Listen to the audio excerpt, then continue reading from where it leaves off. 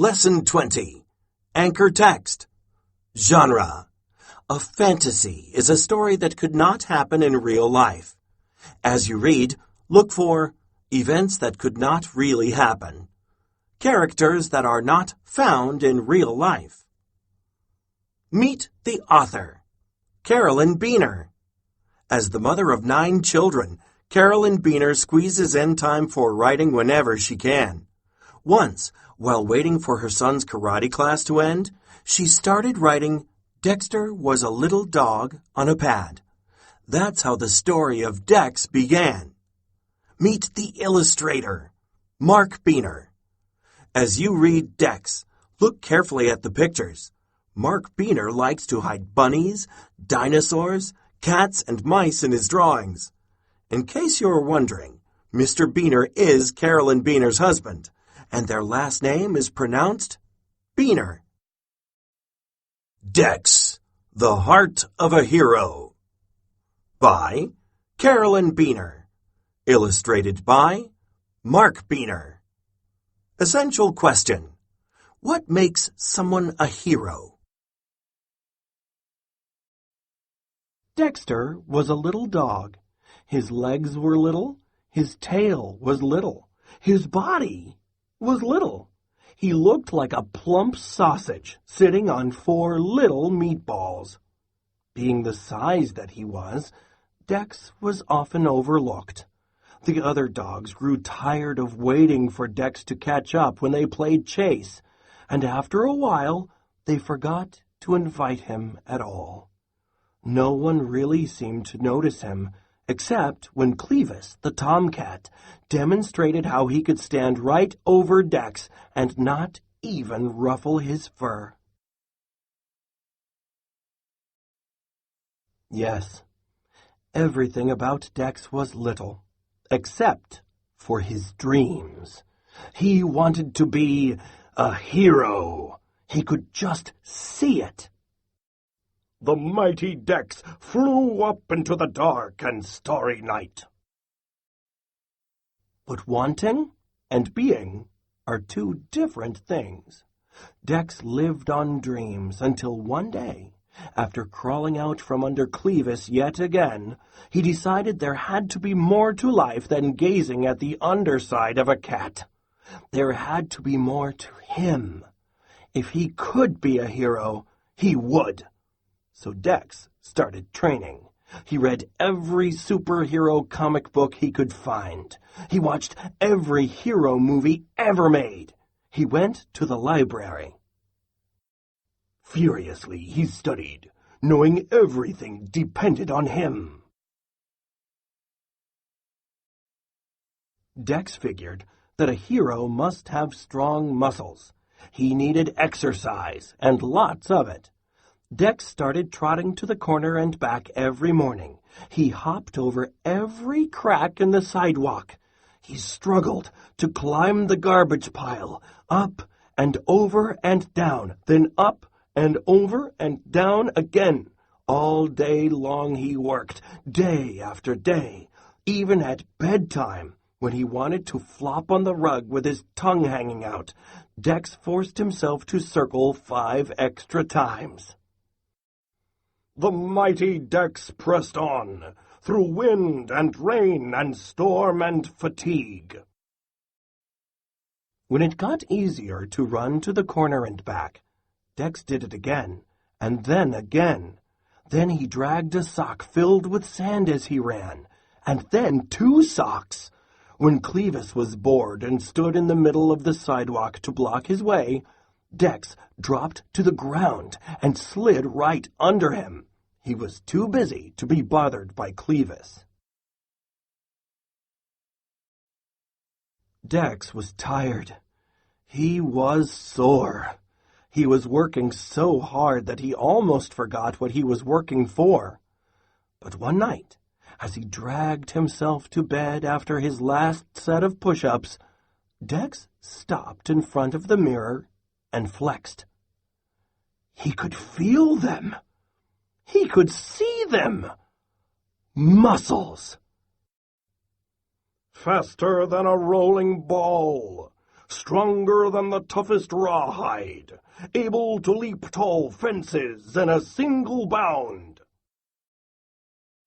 Now Dex didn't take the stairs. He skimmed them.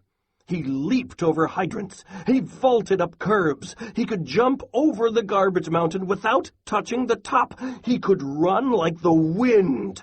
He felt as if his legs had springs. Only one thing was missing. Finally, a small brown package arrived. Dex ripped it open. His hero suit. It was red, with a shiny green cape, and it fit like a glove. Dex loved the way it felt. He loved the way it looked, and he loved the feeling he had when he put it on. He was ready. Analyze the text. Figurative language.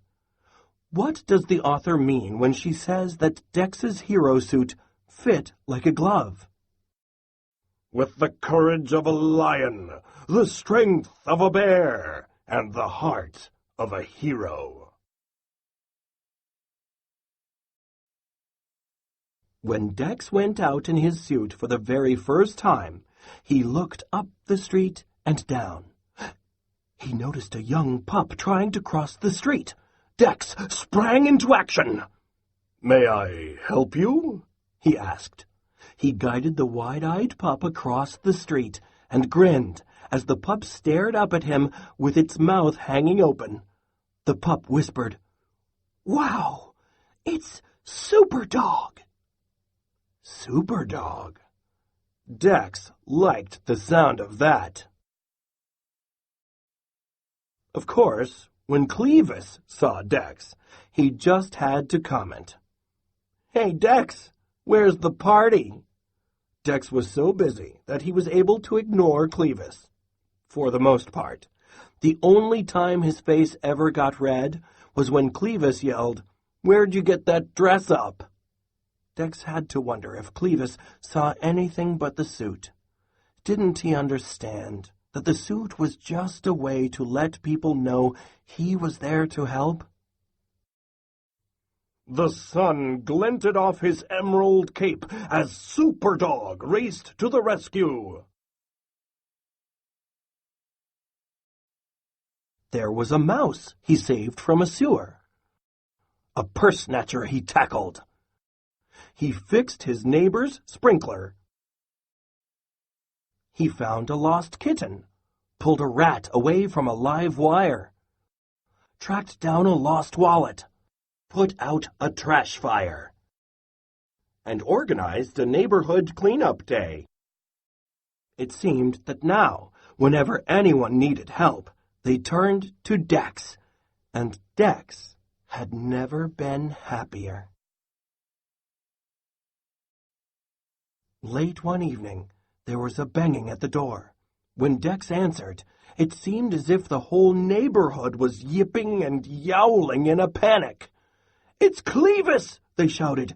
"He's stuck in a tree! Hurry, Dex! Hurry!" Dex raised his eyebrows. It was not like Clevis to move enough to get into any trouble. In a flash, he was dressed and ready. It was clearly a desperate situation. As he got closer, Dex could see Clevis. He had been chasing a squirrel to the top of the tree, but had slipped, and was hanging by one claw from a slender branch. He was yowling for all he was worth.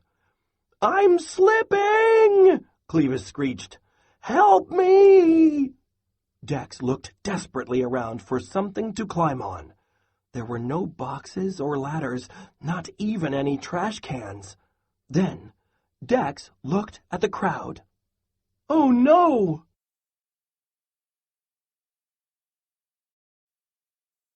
"Quick, everybody!" Dex shouted. "I've got an idea!" Dex leaped onto the end of the teeter-totter facing the tree, pushing it to the ground. "Everybody on the other end! 1, 2, 3!"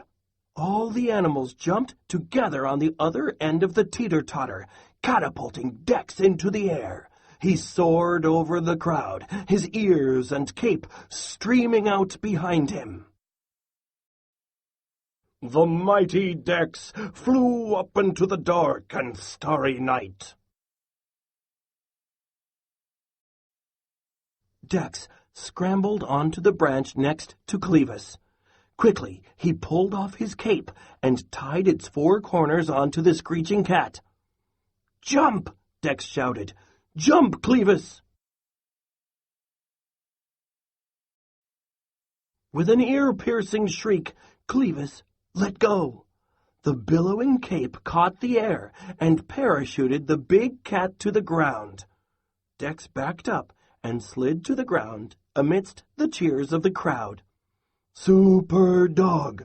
Super dog!" Dex was bruised and tired, but he forgot his discomfort as Clevis sheepishly lumbered over, still tangled in the green cape. "Thanks, Dex. You really are a hero." "Super dog! Super dog!" Dex didn't think he could feel any better, but he did, just a little, the next day when Clevis sidled up next to him and whispered, "Say, Dex, could I be your partner?" Dex looked the big tomcat up and down. It would take a lot of work to turn Clevis into a hero. He could hardly wait. "Sure," said Dex with a grin. "Sure." Analyze the text. Compare and contrast. How has Clevis changed by the end of the story? With twice the brains and triple the brawn, our heroes forge on, ever ready to lend a helping paw.